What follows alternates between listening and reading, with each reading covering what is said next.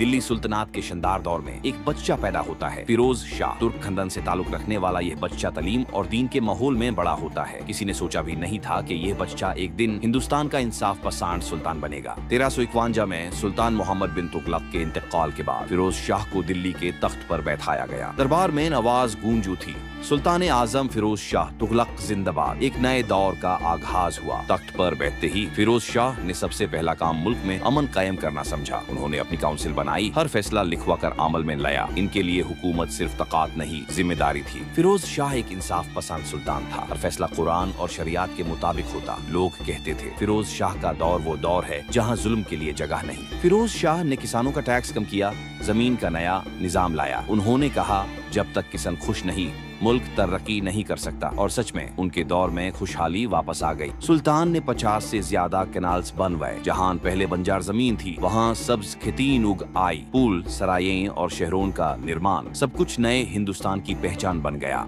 फिरोज शाह ने शरीयत के कानून को मजबूती से लागू किया। कजीस और उलेमा को इज्जत दी गई। उन्होंने जिजिया टैक्स भी वापस लगाया, लेकिन अदल और इंसाफ के साथ। फिरोज शाह ने दिल्ली में एक शानदार किला बनवाया, फिरोज शाह कोतला। उस किले में अशोका का स्तंभ खड़ा किया ताकि हर शख्स याद रखे यहाँ एक ऐसा सुल्तान था जो विरासत बनाना जानता था। इल्म के शौकीन सुल्तान ने हाउस खास मदरसा बनवाया जहाँ कुरान, साइंस और फिलॉसफी पढ़ाई जाती थी। उन्होंने लाइब्रेरी भी बनाई जहाँ हजारों किताबें थी। उनका यकीन था इल्म से बढ़कर कोई तकात नहीं। फिरोज शाह ने गरीबों के लिए हॉस्पिटल बनवाया, दार उल शिफा। यहाँ इलाज बिल्कुल मुफ्त होता था। उन्होंने साबित कर दिया कि सुल्तान सिर्फ तलवार से नहीं, रहम से भी जीता है। सुल्तान ने अपने दौर के गुलामों को सिर्फ मजदूर नहीं, इंसान समझा। उन्हें तालीम, स्किल्स और इज्जत दी गई। वो कहते थे जुल्म नहीं, इंसाफ ही असल कुव्वत है। फिरोज शाह के दौर में दिल्ली फिर से चमक उठी। कनाल्स, नए बाग और मस्जिद ने शहर को स्वर्ग जैसा बना दिया। अमान, सुकून और तरक्की, यही उसके दौर का नारा था।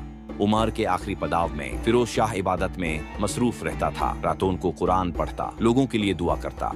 1388 में और फिर यह बुजुर्ग सुल्तान अपने रब से जा मिलता है, एक मिसाल छोड़कर जो हमेशा याद रहेगी। आज भी फिरोज शाह कोतला के किले, उसकी बनाई कैनाल्स और मसाजिद उसका नाम याद दिलाती हैं। वो सिर्फ एक सुल्तान नहीं, एक बिल्डर किंग था जिसका दौर इंसाफ, इल्म और रहमत का दौर था। फिरोज शाह तुगलक ने हमें एक पैगाम दिया, ताकत से नहीं इंसाफ से हुकूमत कायम होती है, और असल विरासत किले नहीं लोगों के दिलों में छोड़ जाता है।